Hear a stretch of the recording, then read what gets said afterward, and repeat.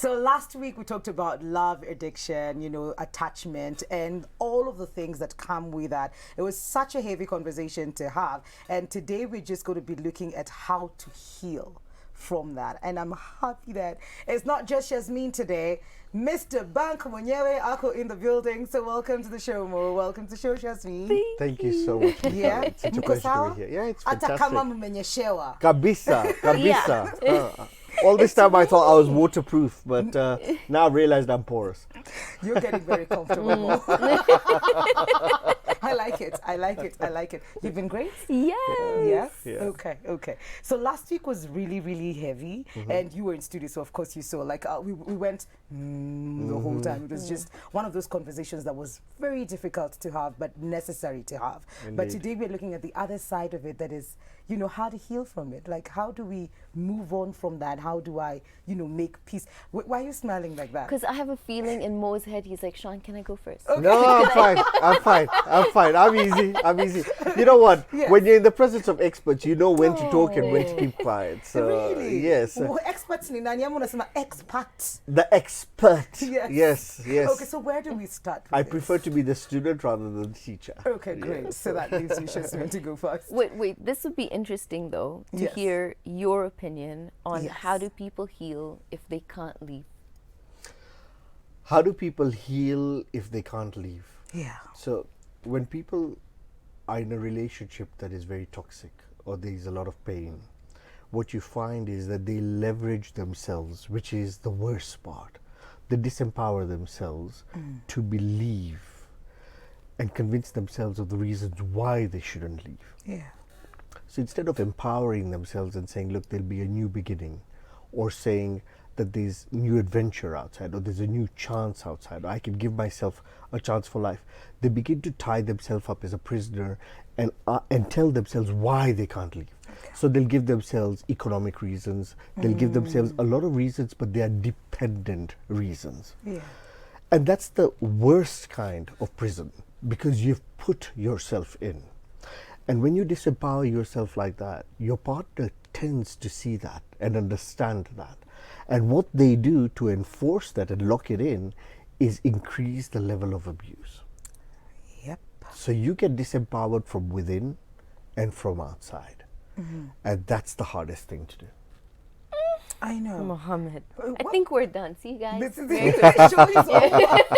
And I think we were talking about this the other day, and you're like, sometimes we give them the power. They know that, see, you've not left. Yes. See, I did it and I got away with it. You threaten over and over, Yes, you're still here. Yes, you keep leaving and coming back.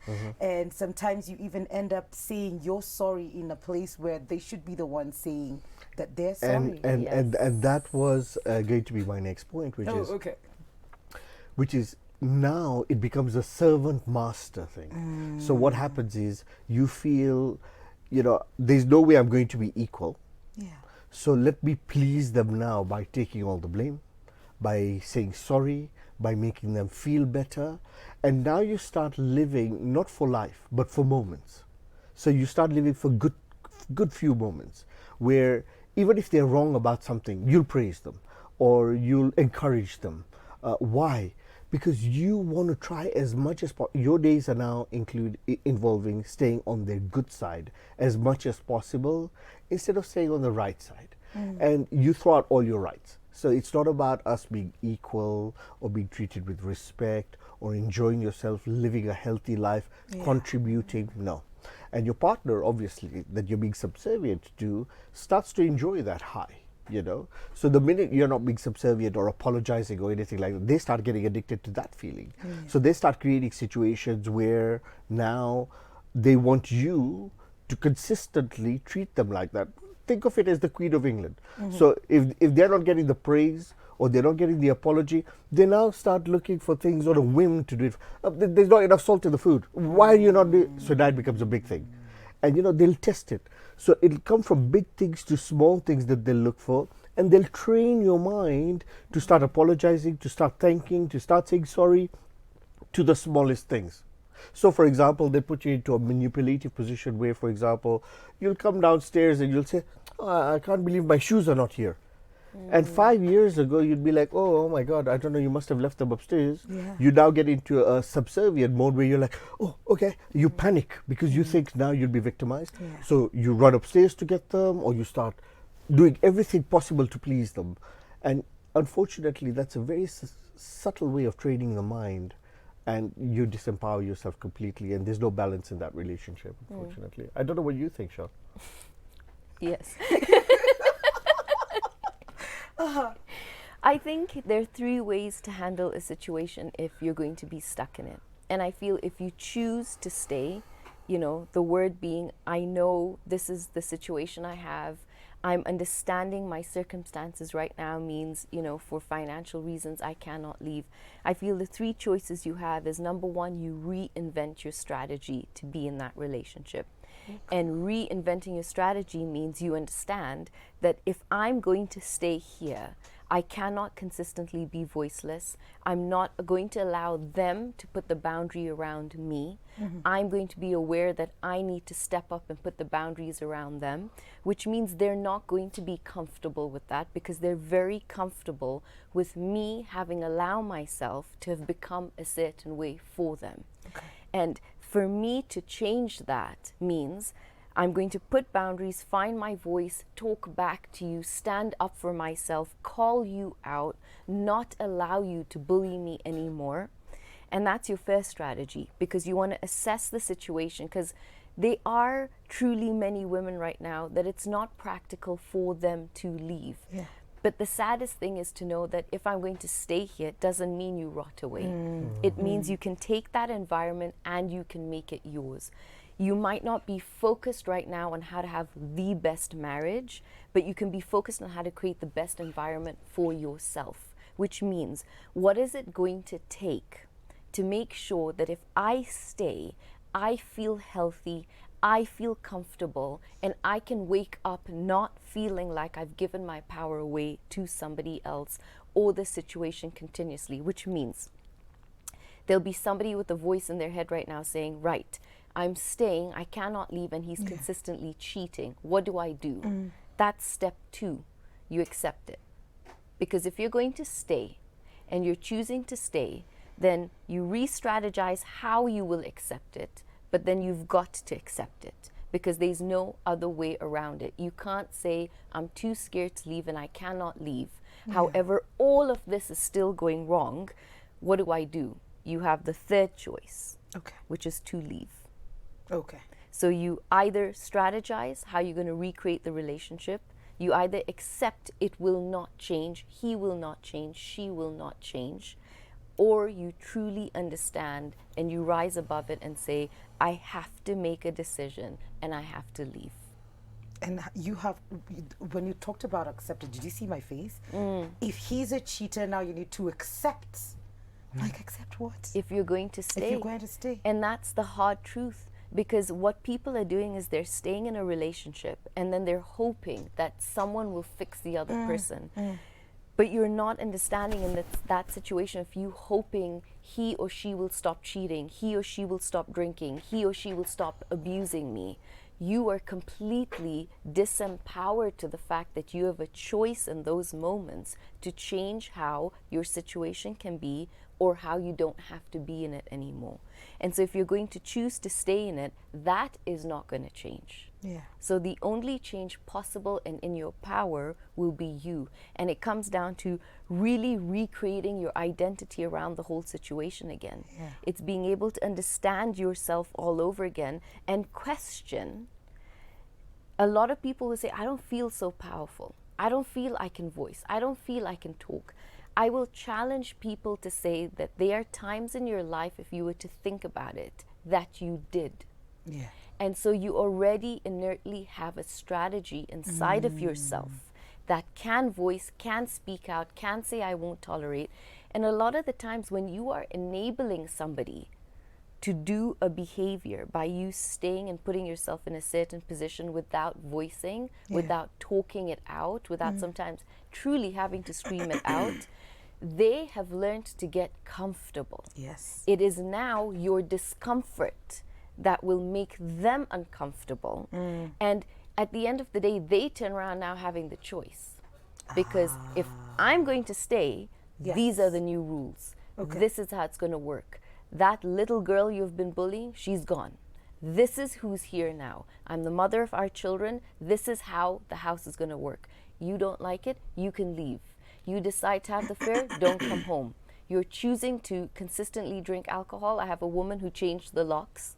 And truly, because I was like, what is it going to take Yes. for you to not have to scream, but for you to have to take a stand? And she changed the locks to the 2 main doors in the house.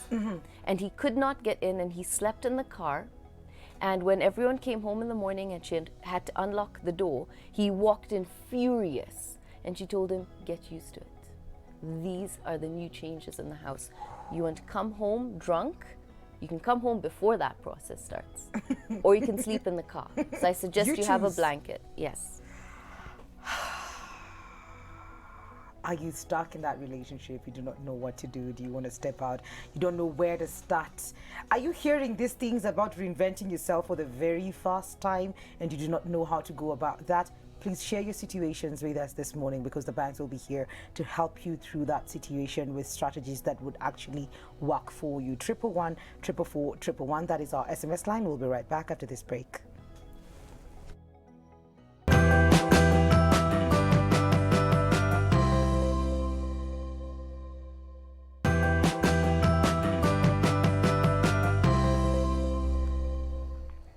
Welcome back to Full Circle. Last week we talked about love addiction, attachment, and being caught up in a situation in your relationship or marriage that you feel stuck, you don't want to leave, and you feel like you don't have options. Now today we're talking about how to heal from that attachment, how to heal, and we've been given 3 ways to do that. Reinvent, if you're going to stay, reinvent, re-strategize your life, come up with new rules.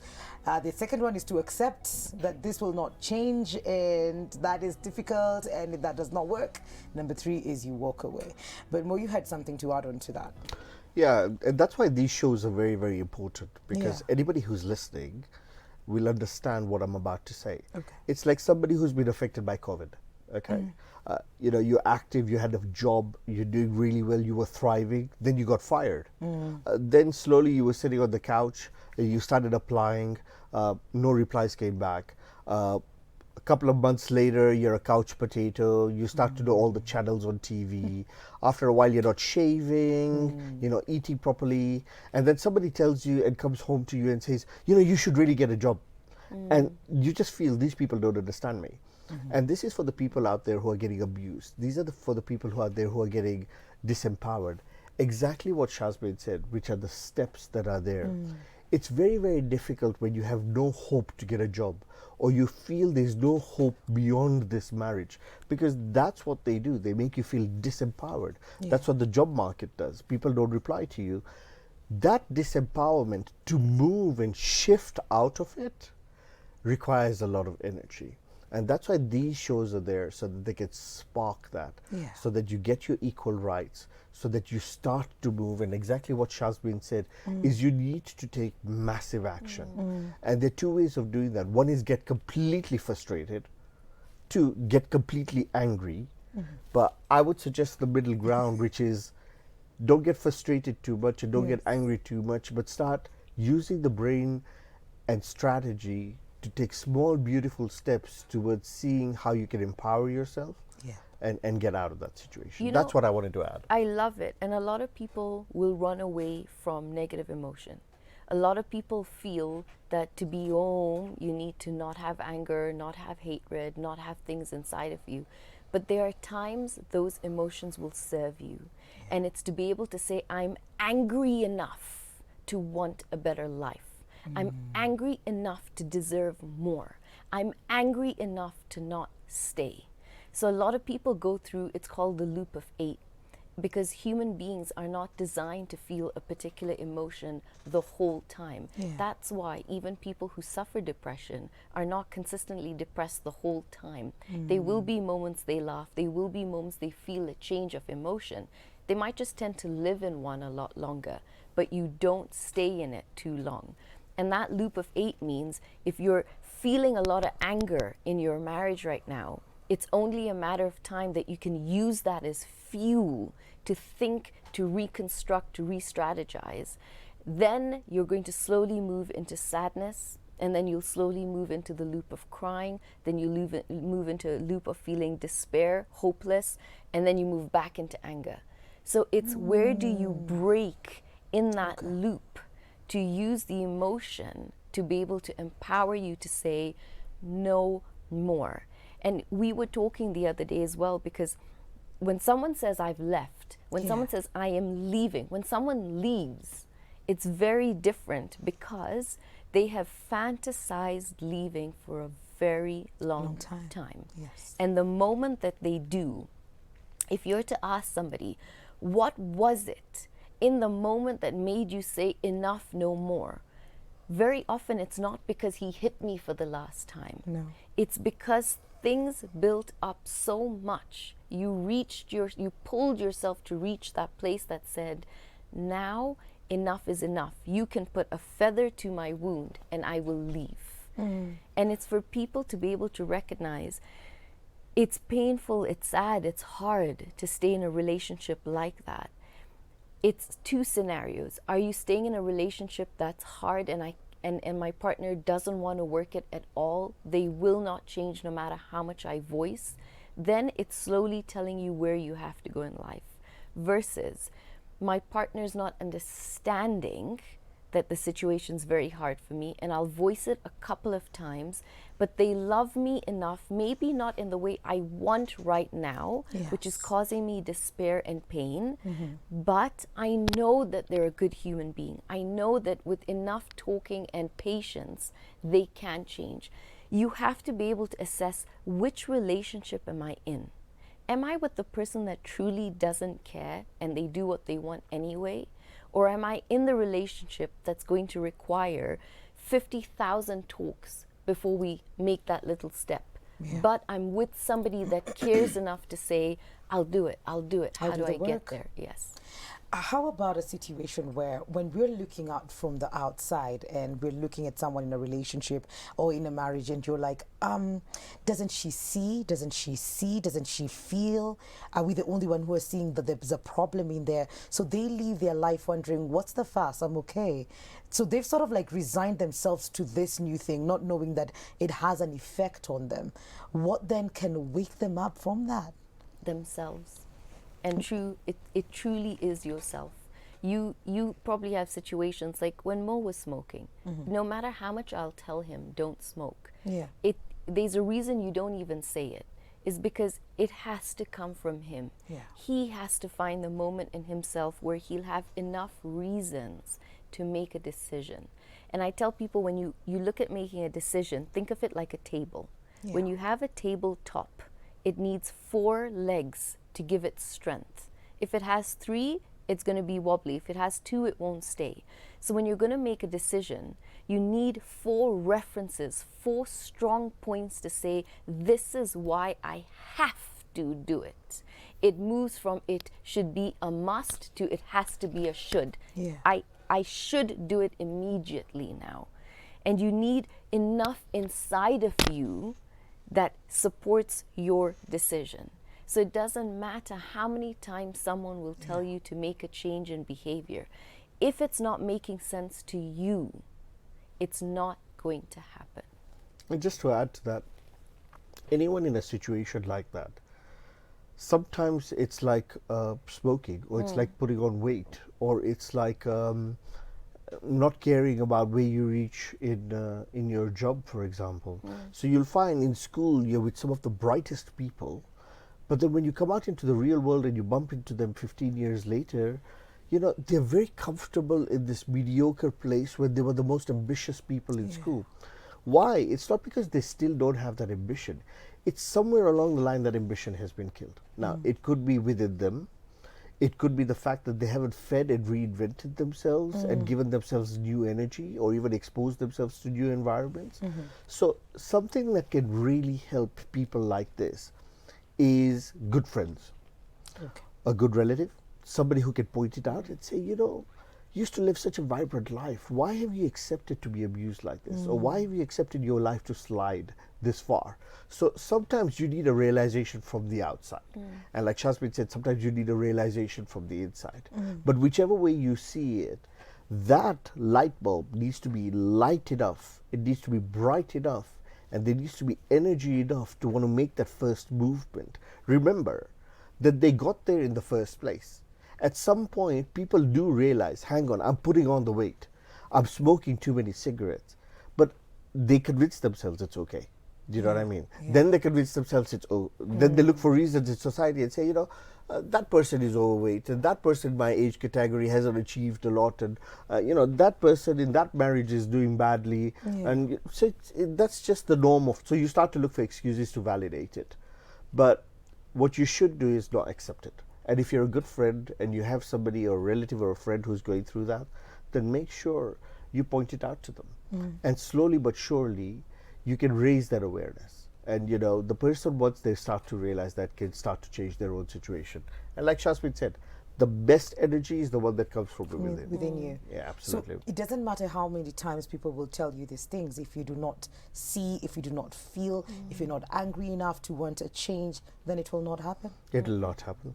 It will not happen. We are taking your questions, and the question today is you and the situation that you're in terms of a relationship or marriage. Are you feeling stuck? You do not know what to do. You don't feel like it's time to let go. You really are confused in that state, but you do not like the state that you're in this relationship. And maybe you love them a bit too much to leave. What can you do? 111-444-111. That is our SMS line. Send in your questions, comments, opinions, share your stories with us. Go on to our social media page, Switch TV KE on Instagram, Switch TV Kenya on Facebook. And just before we go on a break, can we answer just one question? Yes. Yes? Okay. So, if you open this tab fast enough. Okay, here we go. From my perspective, it looks like it's a mental health problem. Love addiction sounds a bit crazy. Everyone wants to be loved, even the toughest guy or girl. And I wonder if this is mainly a female's problem. So it's not, and I'll tell you why. Because when you fall in love, you use different parts of the brain to actually be in love. Yeah. So when you fall in love, when you immediately meet somebody, I love the term fall in love because it's more like you're floating into love, and then when you get married, you fall. So it's the other way around, okay. right? But when you fall in love with somebody, the part of the brain that actually lights up is the same part of the brain that if you snort cocaine, lights up. Oh. So that part of the brain is associated to reward. So whenever you meet them, whenever you see them, this new love, every thought of them keeps triggering that part of the brain that says, I want, I want, I want. And so what it does is the brain releases dopamine in the body that just relaxes you and makes you say, this feeling is everything. Yeah. And then you have a different part of the brain that will now come and release serotonin inside the body, which just makes you feel like I never ever want to leave. Okay. And there's a psychologist that worked with lovematch.com, and she says that when they were studying clients that were coming together and they were breaking up and other clients were coming together, and 81% of them that were staying together, they studied them and noticed what was the difference in people that came together and people that broke up versus people that came together and lasted. Okay. You gave the brain enough time to settle, which means you don't make crazy decisions about the rest of your life with this person for a while. Now that while could be 9 months to literally a year and a half, because you've allowed the brain to say, this person is now getting familiar. It's releasing less of the hormone that actually, like a wrong signal, you know, when the signal goes off, it does that to the frontal lobe. Your frontal cortex stops making the right decisions. It cannot see past that's why we sugarcoat the red flags. We make them green. Yes. So when you give the brain enough time to lower on the hormone release, you allow yourself to now analyze your situation well enough. Okay. Can we make it? How will we make it? How are we fighting? How do we get through the fight? What is the truth about our situation versus we can do this, we can make it. So allowing that to settle in the brain is actually very, very important. So we're not getting into relationships or getting married on a high. Take time. Take Yes. time. That's interesting. Yep. Even the way you just explained it. I mean, you've got it straight from the brain. I have nothing to add to that. And nothing. we're gonna Because go. I was looking at all my knowledge and I saw I got nothing in the kidneys, nothing in the liver, and my lungs had nothing to say. So, I mean, the brain, we got it right here, guys. We're going to take a short commercial break. We'll be right back. This is Full Circle with Mukali.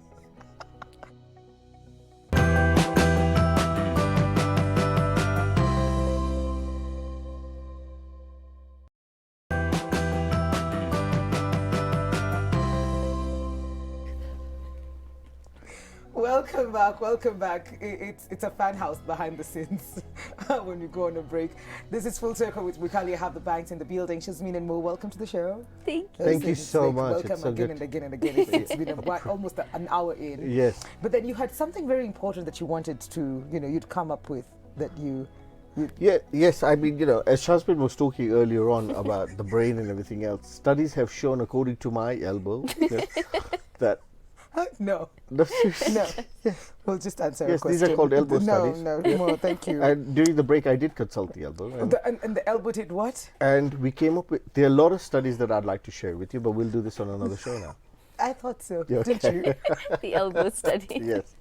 So you have a question here. Hello, Mukali. I'm in a situation. I'm in such situation in my relationship, and I reached a point. I said enough is enough, and took all of my stuff from his place. Now he is begging for me to go back and saying he has chosen to change. He won't treat me bad anymore, but I shall find a new person in him, a changed person. But I have told him to give me 1 month to think about what I should do. What would be your advice to Okay, her? so this is what I'm going to say to you is you don't need a month, okay? And the reason for this is this. That is just sales talk and it's marketing. Because when Shazmeen and I went through what we went through earlier Yes. on in our life, I did exactly the same. You did? Yes, Yes. absolutely. 50,000 times. Yeah, so what will happen is he will say what he needs to say to get you and reel you back in. Then he'll be on his best behavior for about 2.5 days or 2.5 weeks, somewhere in between. But then what happens is a slippery slope where he starts sliding back and you start giving up your standards again and start sliding back. And before you know it, in 3 months' time, you're in exactly the same place. So the best advice I would give you, ma'am, is this. Don't do that. What you do is this. Communicate very effectively and tell him, look, it took a lot of energy for me to get out of this toxic relationship and to be where I am right now. The truth of the matter is I've listened to Mohammed on Switch and I know you're going to slide back. So what we need to do is we need to ensure I love you, so I'm not leaving you, but I need to be in a safe place and I need to be in an empowered place. That doesn't mean I'm arrogant or I'm going to take control or go on a high horse. But what I am going to do is this. I'm going to give you the space and time to change from within. Yeah. And you need to prove to me that it's sincere. And the only litmus test for sincerity is time, which is consistency. So what you do is you meet on a regular basis, you talk on a regular basis. That space will give you a chance to both reflect, become different, give you a chance for a little more freedom, and give you a chance to envision the kind of relationship you want now. Most importantly, now that you've taken this step, don't just stop there. Make sure that you go all the way. Explain to your partner the kind of relationship that you want and what you're expecting, the preferred changes that you would like to see, and also in the same breath, make sure you balance it out. Make sure you also ask him the changes that he would like to see within you. And this is a good period for both of you to work on that. But until the changes are sincere and genuine, don't fall for the marketing talk at all. Mo, I like that you take this from a very personal point, knowing that you did this and that you kept saying these things to Shazmeen. Indeed. So you know this from experience. yes. It's sort of like a natural instinct for the guy to say and do Yeah. because they want you back at that particular moment. Because now they feel lonely, they Yeah. feel abandoned, they feel they don't have that power anymore. For some guys, it's as simple as who's going to cook my meals and who's going to do my clothes. But it's at that level. Yes. But then what happens, and there's some people who just have a fear of being alone. So what they want is they just want you back under any circumstance, and they'll say anything in that moment to do it. But the minute they get comfortable and they get empowered, and Shazmeen's been an example of this. I used to slide back. Yeah. So it got to a point where Shazmeen would have to constantly tell me, Mo, what's Yes. going on? What's going on? Okay. And I wouldn't see it, and she wouldn't see it for a while. But now we're at a very conscious level in our relationship, and I would urge the lady who's written in, and thank you very much for having the Yeah. courage to do so, to please do the same. Okay. So next question. Yeah. Hi, Mukali. I'm Esther. I have a boyfriend. I love him so much. We were friends before we fell into a relationship because we began being sexual. So there has not been that time when he ever asked me out. But I found myself in a situation where my man never says he loves me, not even compliments, and it has been arguments after arguments. He doesn't believe in constantly affirming our love to each other. What should I do? Well, first of all, and this is the reason, if we move back to the brain for a second, scientists, psychologists will turn around and tell you any couple that is consistently touching, which even if it's holding hands, putting your feet on them, lying down together, sleeping in each other's arms, least of all climaxing together in the beginning of a relationship, creates so much oxytocin in the body, which leaves you consistently feeling bonded. And that confuses the brain with you being able to logically see what's going right and what's truly going wrong, because you are so connected. Okay. And that's why I say, when you wait physically and you see if you can connect emotionally, mentally, and spiritually first, you'll actually know if your relationship will make it or not, for the right reasons. In her situation, when a partner tells you, I don't believe in affirming, you got to realize then you have not transited from me to we. Because Yes. you are in a very we situation right now. And I would turn around and say, if you love him, what does love look like for you? What does this relationship look like for you? What is the potential of it in a year from now if you continue the way it's going at the moment? And you have two choices. First, you can voice and really speak to him. Most of the times, the way you'd speak to us. Tell him how you feel. Tell him how it's not going to work if he consistently chooses to stay the way that he is. And you have to be bold enough to call people out and say, I don't think I can last in a relationship that will be this way. If it's going to, I will leave. I might not leave now physically, but I'm going to slowly emotionally check out. If he cares enough when you talk that way, he will learn not to just put himself first, but to put the two of you first. So you need to be able to analyze that and then make a decision from that. Okay. Okay. Hi, Mukali. I feel a lot of hatred towards my hubby because he has thrown me out 3 times with our 2 young ones. He does anything he wants, whether right or wrong. For example, closing us out at night, slapping me anyhow, and not providing when he feels not to. It's only that my son is 1 year and I have no job and I feel like leaving. I hate him touching me. Please help me. Ma'am, I'm so sorry about what you're going through, but that's the beauty of this show, okay? Sometimes you need strength from the outside to be able to do this. One, let me say something to you. God is with you. Yeah. This is what I want to say to you, ma'am. When you were born into this world, you were alone, and you're going to leave here alone. But nobody, while during this transiting period, has the opportunity or should be given one to abuse you the way they are. And I'll tell you something, this toxic man that you're living with right now has absolutely no right to treat you and the children the way he is. But I'm going to say something that might wake you up a little. It's your fault too, because you have enabled that relationship to allow it to get to that level. So what I'm going to say to you is you need to empower yourself. And the only way you can do that right now is to take massive action. And by massive action, I think what Shazmeen and I will be able to say to you is get out now. It doesn't matter. You need to wake this man up and you need to take charge of your life. And most importantly, you need to get those kids out of that situation almost immediately. Otherwise, they're going to grow up damaged. What would I suggest you do? Go to a friend, a relative's house, anybody's house. Anywhere where you can get sanctuary and some safety for you to think, relax, and get that oasis of safety. Let that man reflect for a while and then see where you want to go from there.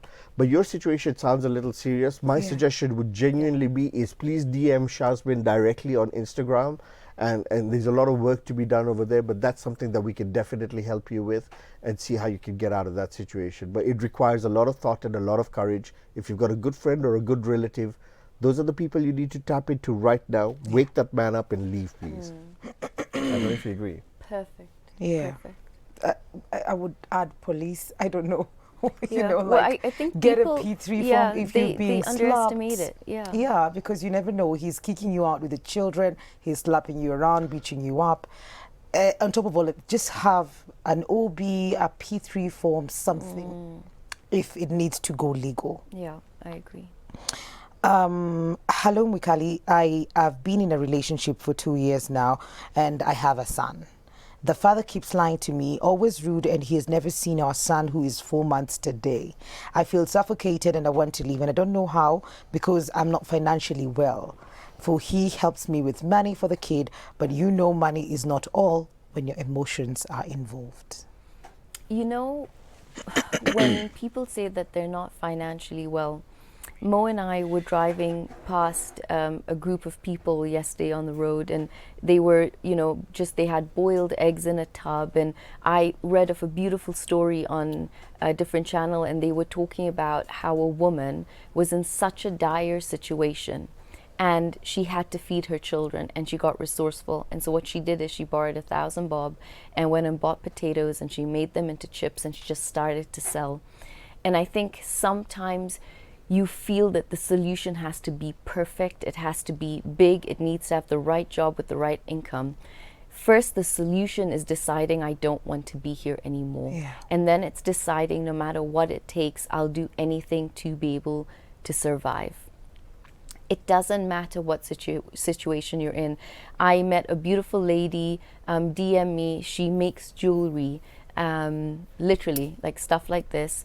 And what she started to do was just hire women to be able to make that jewelry, and you got into a safe space and it would give you a little money.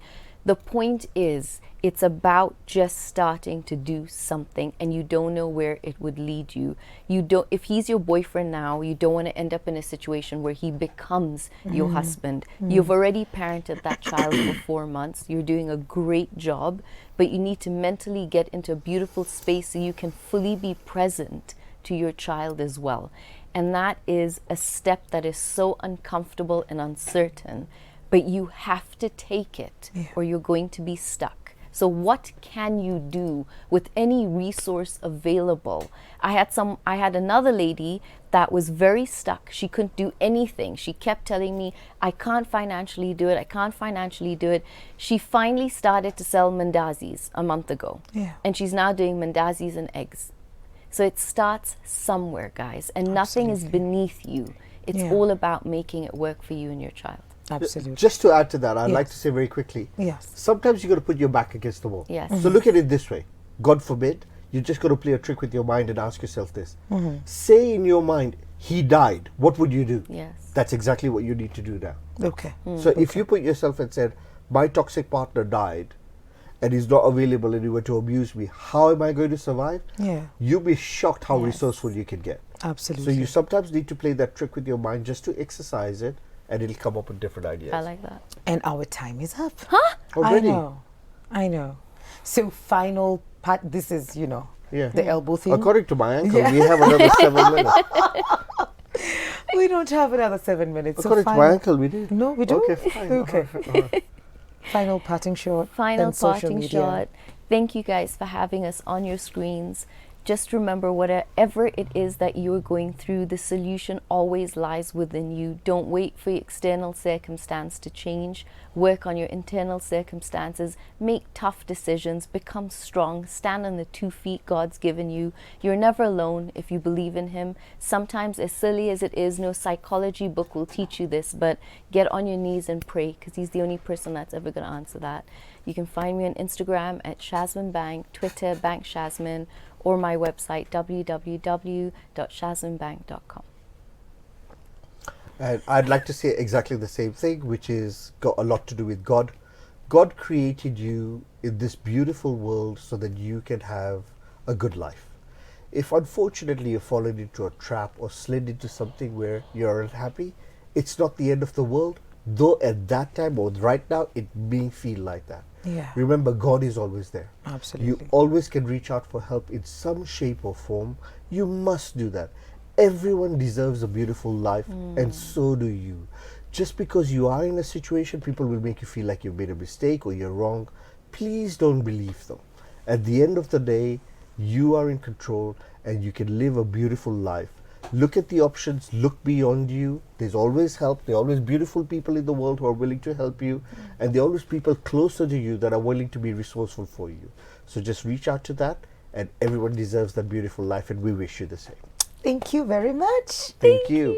And you, as a deserving, beautiful person, deserving a beautiful world, we're going to make your world even more beautiful, because Rock Industries is here to just make you smile. So Rock Industries is a leading manufacturing company that is based in Kenya, and they produce household plastics, candles, barbed wire, chain links, among other products. Now, their products are made of very high quality raw materials for an excellent product at a very, very affordable price. Now, the customer always comes first when it comes to Rock Industries, and they believe that your satisfaction equals to success. So today we're giving out household products courtesy of Rock Industries, and all you have to do is tell us some of the quality products from Rock Industries that you have in your house, and when you do that, you get a chance to win goodies from Rock Industries. So send us that SMS 111 What is it that you have in your house that you got from Rock Industries? We'll be right back after this very short break. Don't go too far.